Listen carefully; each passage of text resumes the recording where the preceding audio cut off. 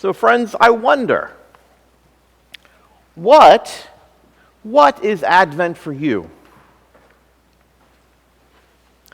Well, in my former parish outside Chicago, these chilly days approaching the darkest day of the year brought with them all sorts of preparations. For parishioners who were of Scandinavian origin, many of whom still spoke a fair amount of Swedish, Norwegian, and Danish, these days were filled with the delicious baking of saffron-colored pastries, cardamom buns, the preparations for the annual Sancta Lucia pageant around the 13th of December with the candle-crowned young girls, the star boys, the singing of the beautiful carols to St. Lucy and the infant Jesus. There were also the Scandinavian-themed coffee hours at church. I say Scandinavian because we didn't want any fights to break out. So we joined together. And there was also an informal competition amongst folks as to who had the most festive Norwegian sweater. And in many ways, our anticipation of the inbreaking of Christ's light in the world was almost as festive as Christmas itself. Yet, rather than being a distraction, it became a needed time of change and recalibration in everyone's lives. Folks seemed to put their corporate, medical, and teaching jobs in perspective as they took some time away with their families to prepare for all that was to come. That's right, all that was to come. And isn't that what Advent is about? The word itself means the coming or the arrival. But of what? Of whom exactly? Is this just the crazy time every year when I'm burning myself out to meet everyone else's expectations?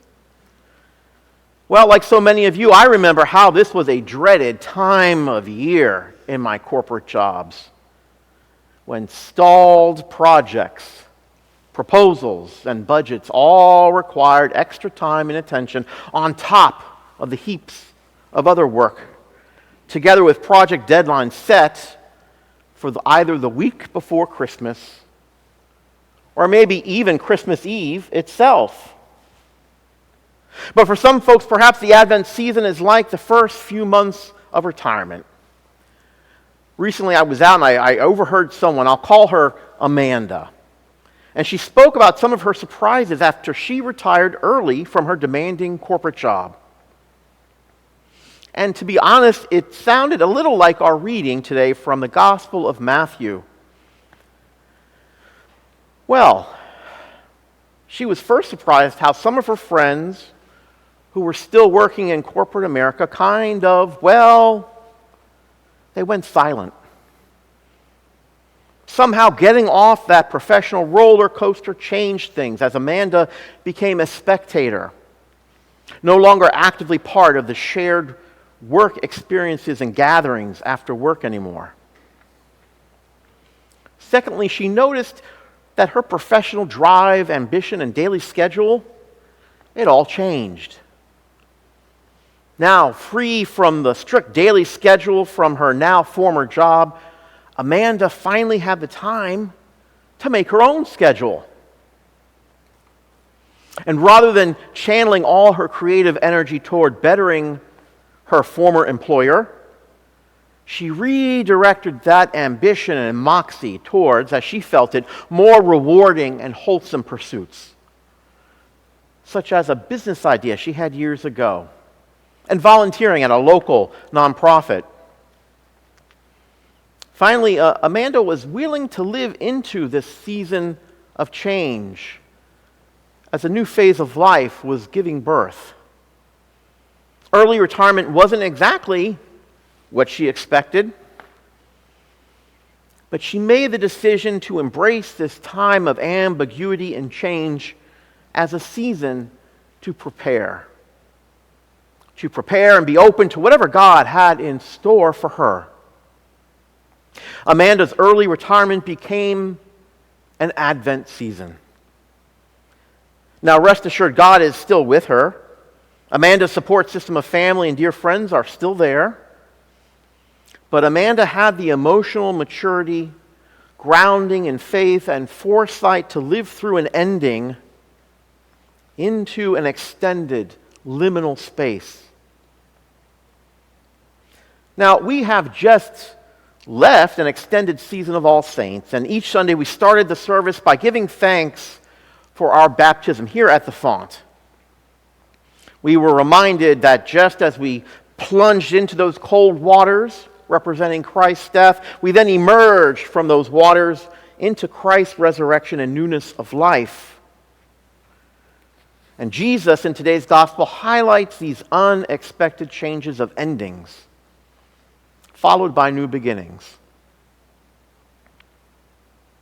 Quote, "For as in those days before the flood they were eating and drinking, marrying and giving in marriage, until the day Noah entered the ark.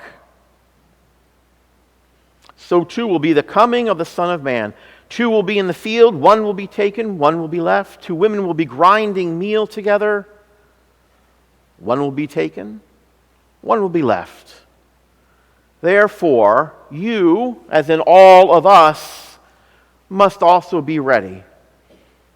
For the Son of Man is coming at an unexpected hour."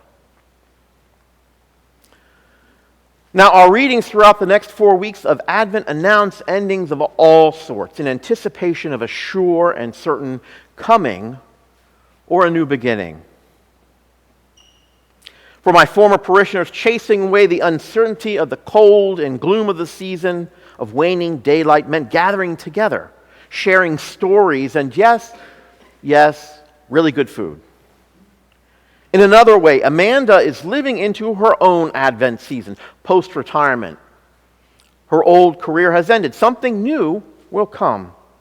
But in the meantime, she's living into this in-between time of Advent and embracing it.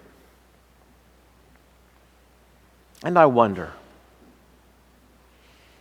how have you all lived in the in-between times of your life?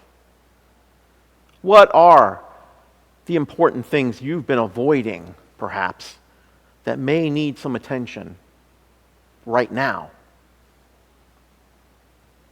Well, if you're uncertain or need some time to think about it, you're not alone. Previously, I served as a chaplain in a hospice network, and I can tell you that most people have a lot of unfinished business, even at the end of their lives. Now, curiously, no one ever told me that their home, their car, their job, or their investments in stocks and bonds ever truly made them happy. Rather, do you know what I heard? I heard that the love of family and friends and their connectedness to community life gave great meaning and joy. I heard that helping people and working toward a shared goal with others gave a sense of accomplishment and deep connection. Dr. Ira Byock, a palliative care physician, wrote a book years ago called The 4 Things That Matter Most. In his years of practice, Dr. Byock noticed 4 simple things that matter most to folks. They are, and I invite you to repeat after me, please forgive me. Please forgive me. I forgive you. Thank you. And I love you. Okay, well, this is important stuff. And in this season of Advent, we're to sweep away the cobwebs of our hearts to prepare for the coming of Jesus. Now, you may have noticed this glamorous, bright silver sticker on my chasuble here. Well, I have one for each and every one of you here. Plenty to distribute after church. What I suggest is that you use this sticker to remind yourself of this need to sweep out the cobwebs. And what are those cobwebs? So who would you need to contact to let them know that you forgive them? It may have been quite some time. It may have been yesterday. Who would you need to contact to ask for their forgiveness? To whom do you need to say thank you? And finally, to whom do you need to say, I love you? Well, for everyone I see here today and on the live stream, that's your homework for Advent. So over the next few weeks, choose at least one of those things. I suggest you do all 4 of them. And I know you can really accomplish all of it, because as of this morning, I did 3 alone. Again, contact someone who you've been overlooking or avoiding to say, please forgive me. Someone to say, I forgive you. Someone to say, thank you and I love you. Now, we got some work to do. We got some cobwebs to sweep out. So tell me about your experience in 2 weeks when I see you next, okay? Now, let the church say, amen.